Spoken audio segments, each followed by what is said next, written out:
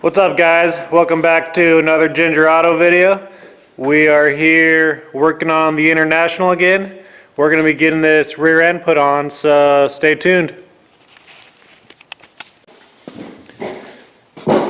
So here we have our new rear end that we got out of an 04 F-650. This has a 4:88 ratio, which isn't like ideally perfect, but it'll work for now. And the biggest reason we wanted this rear end is because we can find the inside carrier assembly down to like a 308, I think. And they're everywhere, and they're cheap.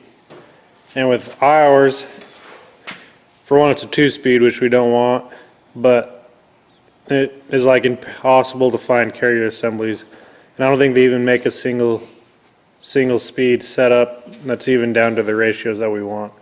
Yeah, I think the lowest ratio for that was like a 456, whereas this one, like I said, it was like a 308, but they have a ton of options between 308 and 7 something. So there's a lot of options to choose from.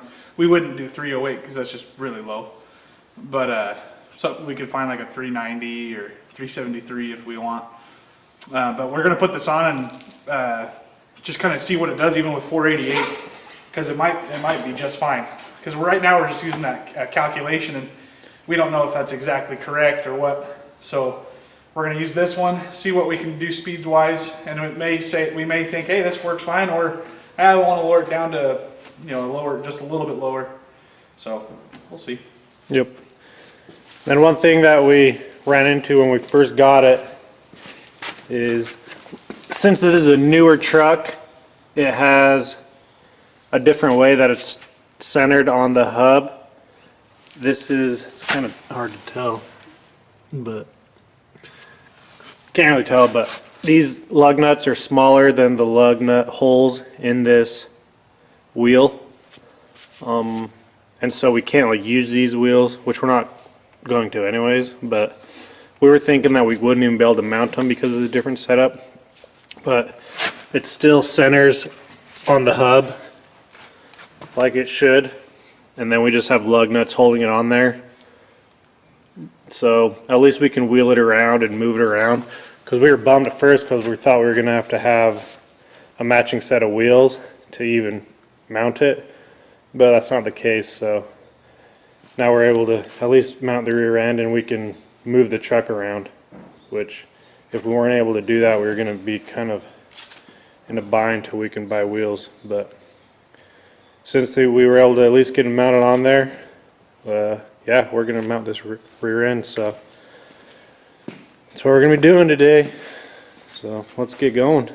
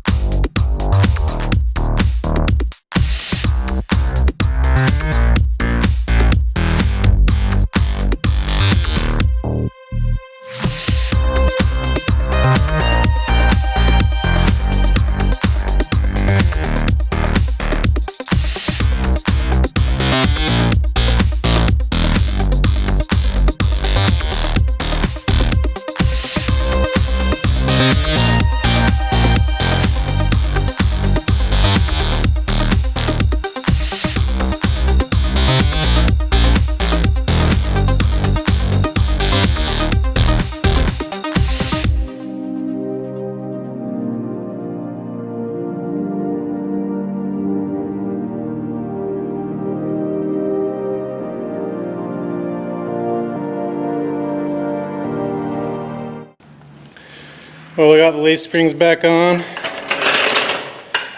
So really the only change we have right now is how these fronts are mounted. I don't know if you remember from previous videos,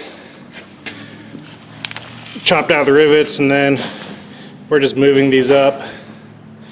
So then we'll just cut these off up top, drill new holes for this, and yeah, that's how they'll be mounted. We're not going to be hauling heavy loads at all, like maybe a car on a trailer, and so this mount setup should be sufficient for what we're doing with it. So yeah, I think we're ready to throw the axle underneath it and get her done.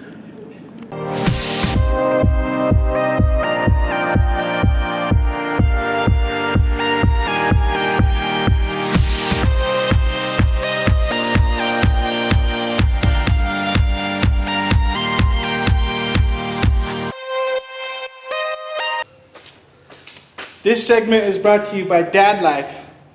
Sometimes when the wife goes running, you gotta watch the little ones. Hello, say hello. A little Eskimo. Mwah.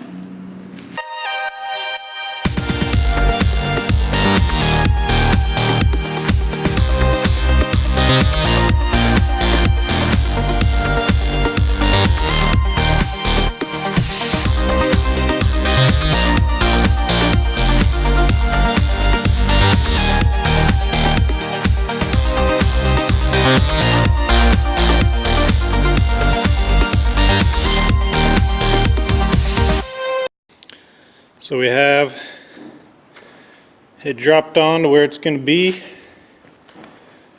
Our rear end sits like at 36 inches, and the old setup was at like 34 inches. So we only gained about 2 inches, which isn't too bad.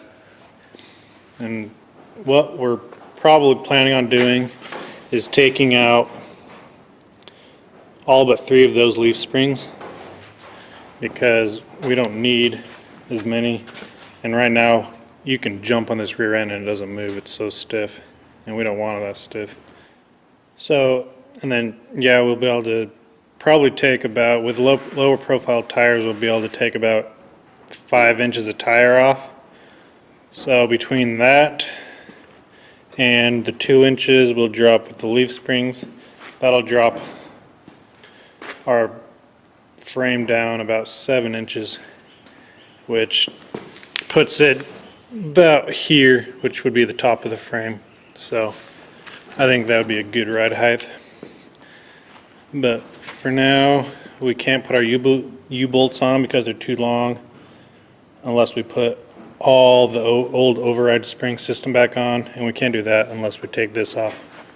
And it looks like these are designed to be able to move up with those 2 holes, so that's probably where we're gonna have to mount them. So yeah, more rivets to remove. I'm gonna get going on that. Well, got them off. Didn't film it because I already have hours of grinding rivets and hammering on them. So if you want to watch some of that, you can go back and watch some old videos. But yeah, they were actually a lot bigger pain than I thought they'd be. They're smaller, so I thought they were gonna come out easy, but we actually ended up just beating on the end of it until it pried them out, because with the punches they weren't budging very good. But yeah, now there should be room to put those other leaves on, so let's see if we can get it on.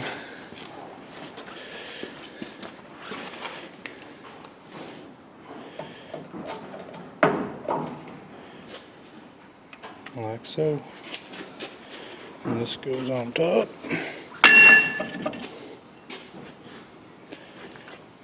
And see how long our U-bolts are.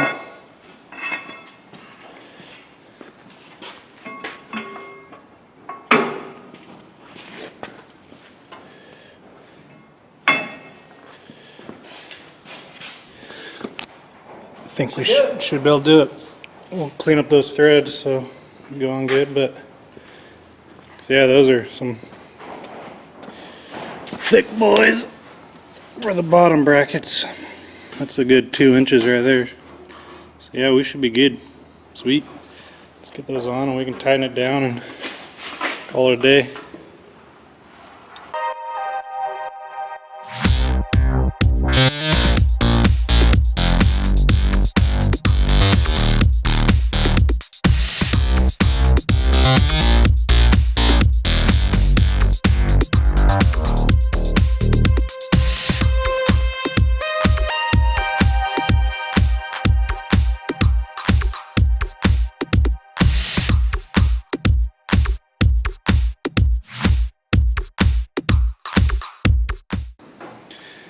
Here we are. She's mounted.